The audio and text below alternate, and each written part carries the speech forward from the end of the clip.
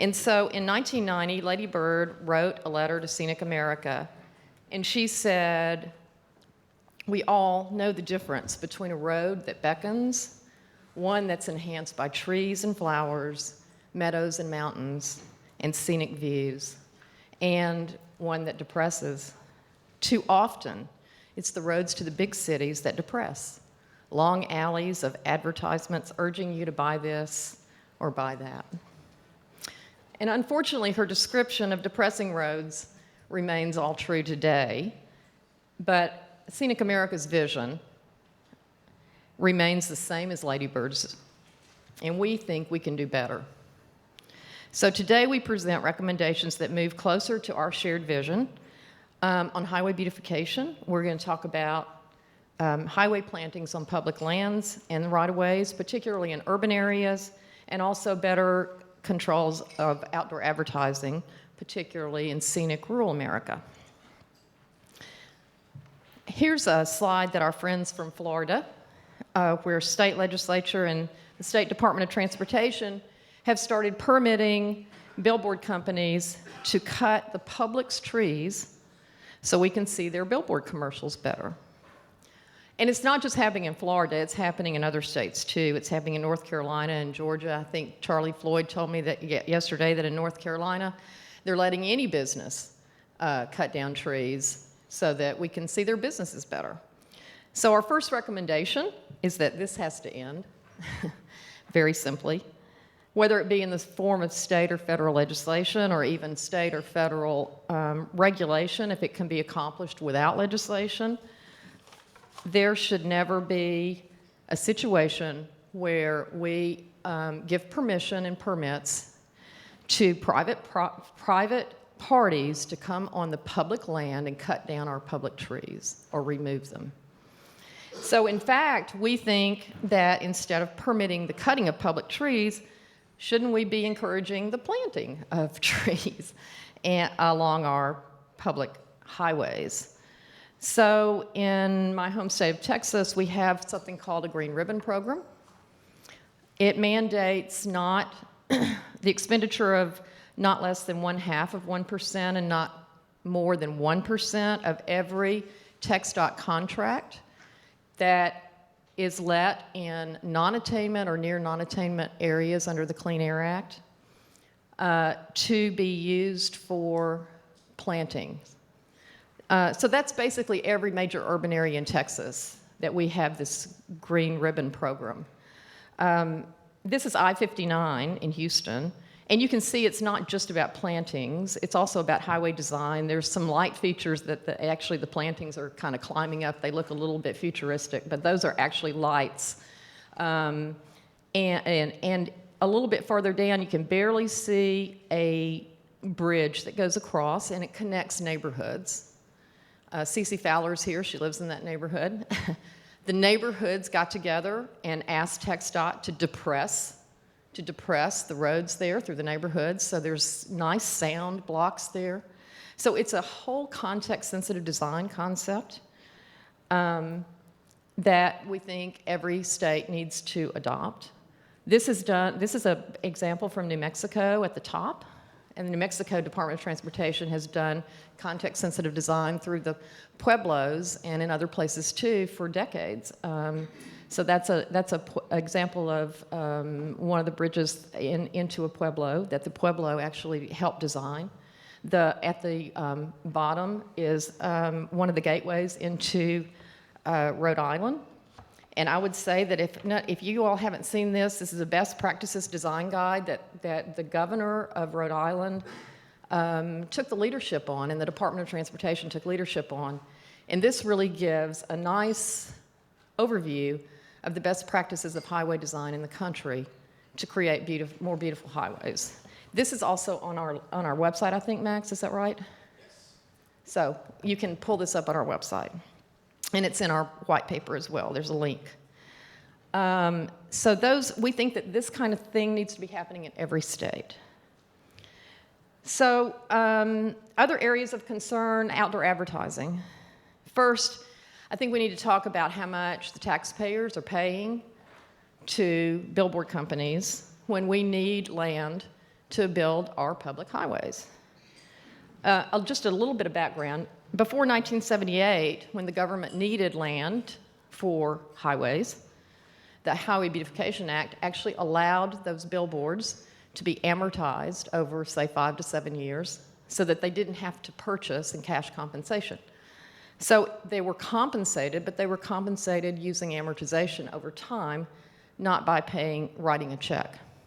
Well, in 1978, that all changed. The billboard industry convinced our Congress that they wanted cash instead of amortization. So now we, at the local level and the state level, may not use amortization to purchase billboards. We have to pay cash compensation. And that might be okay, Mr. Charlie Floyd, except that a lot of states allow the valuation, their property laws, allow the valuation of billboards to not just be the sticks and bricks like the transportation department pays for when they buy our house for something or when they buy a business for something. They don't pay business income.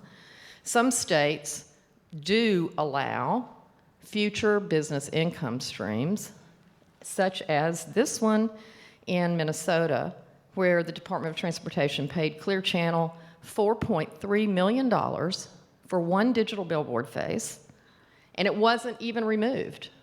It was simply relocated to another place, and it's still operating today. So, folks, this needs to change. The taxpayers shouldn't be giving billboard companies unjust enrichment rewards for this situation. So we think amortization should again be allowed. That would take an amendment to the Highway Beautification Act to reauthorize it.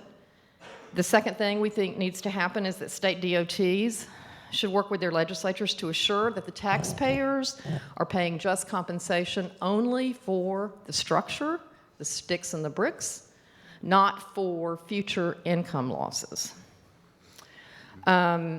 So we just need to fix this unfair taxpayer windfall situation. And third, we think that if they're legally allowed, and they have to look at that on a state-by-state basis, that every state DOT should consider issuing conditional permits for billboards so that when the state comes in and needs to build a road, the permit expires. So the condition needs to be you can put your billboard up there as long as you want to, but when we need the road for a public purpose, it has to go away. Issue conditional permits all the time at the local levels for building projects. So conditional permitting. Another challenge is that we have rural and scenic areas where billboards are going up. Before the HBA passed in 1965, the law allowed billboards to only be in zoned commercial and industrial areas. But before it was passed, there was an amendment added at the 12th hour, and it created something called the unzoned commercial and industrial activity area. Now, this is something that Lady Bird absolutely did not want to see happen. Interstate through Georgia, a very scenic highway, and I don't know if you can see it or not, but there's a little storage building on the left side of the highway. And that one commercial storage building, called a commercial activity area, creates a situation where we can line those billboards up. So we think that needs to be repealed. And this practice should come to an end. So we have one more thing I want to talk about, which is enforcement of the HBA by federal highway and by the state DOTs. But I'm only going to mention one thing, which is before 2007, federal highway enforced something called the prohibition on intermittent lighting. But in 2007, that changed, and now we have about 6,000 of these digital billboards operating across the country because the Federal Highway Administration said, this message is on for 6 seconds, and it's off. And then it's on another 6 seconds. And then it's off. And then it's on another 6 seconds. And then it's off. and then it's on another 6 seconds, and it's off. Federal Highway says that's not intermittent. Well, look, I went to school in Alabama where the schools aren't very good, but I can tell you that's intermittent. So we're suing. We're in federal court right now. Oral arguments were last month, so we'll see what the courts say about that. And our recommendations in this area will be guided by that decision. I think it's really important for all of us in this room to remember that the Federal Highway Beautification Act gives minimum standards, not maximum standards. And that's why when we drive through Maine, Vermont, Alaska, and Hawaii, we see no billboards. So we all need to remember that we don't have to rely on the federal government to fix this. We can do it at the state level. So we hope that our recommendations will see more urban areas like this in the entranceways and like this in the scenic rural highways.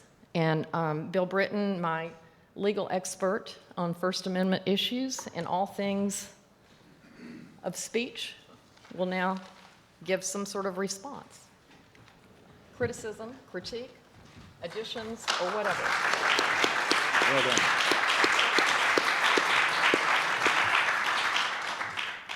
Thank you, Margaret. I have some words, but I want to tell you something that you've just seen is pictures, visuals. I learned 15 years ago after I read every case in America involving signage that the cases that were successful were the cases that involved visual aids in the records, photographs, visual simulations, anything that would aid the court in understanding the issue. So for those of you who may be lawyers in the room, or just common sense, we need to tell our story through pictures. Fewer words, more pictures. One day I want to do a session where I just come to the podium, I don't say a word, I just do pictures and I sit down and just see what the reaction is. One more comment about intermittent lighting and the federal government. It's amazing that the federal government can take the position that something that changes 15 times in 1 minute is static. Let me repeat. 15 times in 1 minute is a static sign. This is the position of the United States Department of Transportation and the Federal Highway Administration. These are your representatives. Their charge is to enforce the Highway Beautification Act according to customary use. They are not. And if I were king or president, I would be doing serious removals of people from holding up office. Now, I don't have pictures to show you this morning, but I want to share some words with you that I think are relevant, and going back to President Johnson. Here are some words he said 50 years ago. And some things we know. Association with beauty can enlarge man's imagination and revive his spirit. Ugliness can demean the people who live among it. What a citizen sees every day is his America. If it is attractive, it adds to the quality of his life. If it is ugly, it can degrade his existence. Those are the words of President Johnson. If you go back to the 1700s and the words of Thomas Jefferson, communities should be planned with an eye to the effect on the human spirit of being continually surrounded by a maximum of beauty. I attended the University of Virginia. I understand what Jefferson meant. And now to someone in our audience, Dr. Charlie Floyd. Charlie, where are you? There.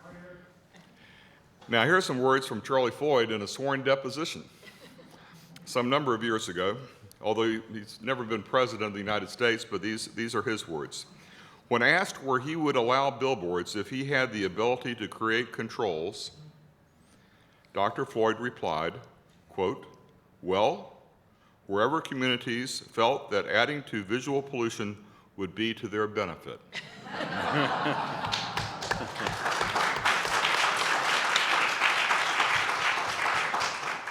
Now, Meg McGuire will remember when Charles Kuralt, another Charles was with us in Baltimore in 1997. And I don't think there was a dry eye in the house when he finished his speech. In fact, I can't give the speech today without tearing up.